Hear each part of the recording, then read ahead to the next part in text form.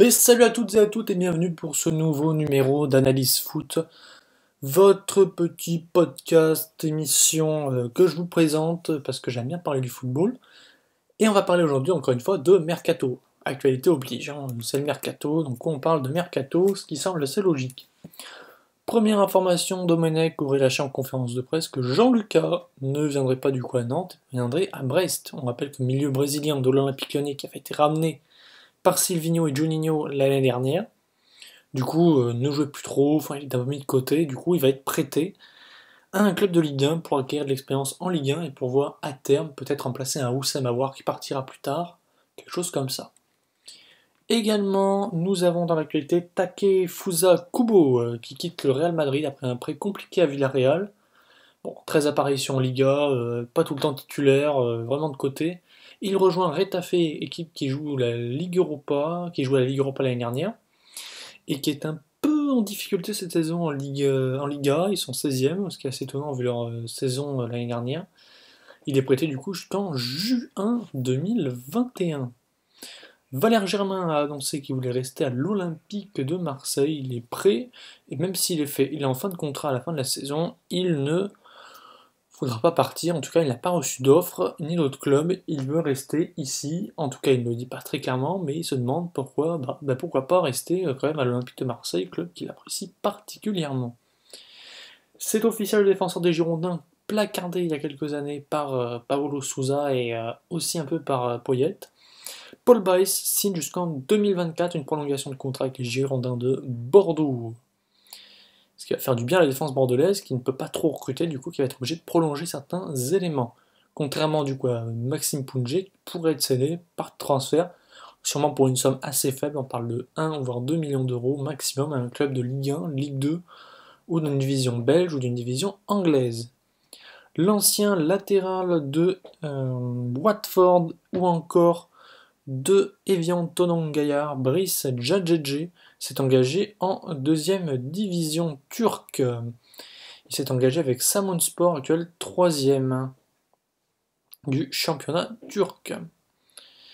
Également Brian Reynolds, le latéral droit américain du FC Dallas, pourrait signer à la Juventus Turin. On parle d'une opération de 7 millions d'euros pour l'international américain U19 qui avait également cité du côté de l'OM ces derniers temps. Également, Adama Soumaoro, je vous en parlais hier, devrait bien signer à Bologne, le club italien, pas Boulogne-sur-Mer. Il est bien arrivé en Italie et il est en train de discuter d'un éventuel départ. Également l'Atlético qui pousse pour Moussa Dembélé, je vous en parlais hier, Dembélé avait un intérêt de West Ham. Eh bien l'Atlético aurait transmis une première offre, prêt avec option d'achat à 35 millions d'euros plus bonus. L'Olympique Lyonnais aurait dit non, mais les discussions se poursuivent. Et également le PSG qui recrute Sekou Yassine, qui a signé jusqu'au 30 juin 2023. Il rejoint le PSG en provenance du Dijon FCO. Il est capable d'évoluer sur les 3 postes d'attaquant. Il évoluera et il continuera sa formation avec les U19 des Rouges et Bleus. Fabio Quagliarella, 37 ans, l'ancienne star italienne qui évolue à la Sampdoria de Gênes, 7 buts en 14 apparitions pour son âge cette saison. C'est un des grands vétérans de la saison avec Ronaldo et Zlatan Ibrahimovic. Du coup, il a remballé un peu la Juve sur Instagram sans vraiment la citer, mais bon, comme quoi il voulait rester à la Sampdoria Gênes. Et c'est ici qu'il finira sa carrière très probablement. Également, la rumeur Luis Gustavo à l'OL fait un nouveau débat, on l'avait déjà entendu parler cet été. Il ferait bien la proposition d'une offre de l'Olympique Lyonnais, qui est pourtant très très bien fournie dans ce milieu de terrain. Pourquoi pas le faire dépanner des fois en défense centrale au milieu de terrain. C'est vrai qu'il avait beaucoup marqué les esprits lors de ses premières saisons à l'Olympique de Marseille. Donc pourquoi pas. Et du coup c'est officiel, je vous l'ai annoncé comme c'était une rumeur, mais bon on sait pas trop. Sébastien Haller quitte West Ham pour l'Ajax, il avait été acheté 50 millions d'euros à Francfort à l'été 2019. Il quitte déjà le club londonien et il retrouve du coup les Pays-Bas où il s'est engagé en faveur de l'Ajax Amsterdam, le club phare du championnat néerlandais. Il s'est engagé du coup jusqu'en juin 2024, montant de l'opération, on l'évalue à peu près à 22,5 millions d'euros, ce qui est moins que les 25 millions d'euros ambitionnés, ce qui est quand même une sacrée perte d'argent pour West Ham, qui avait quand même mis 50 millions sur un joueur qui ne revend que 22,5 millions. L'ancien attaquant d'Auxerre portera donc le numéro 22.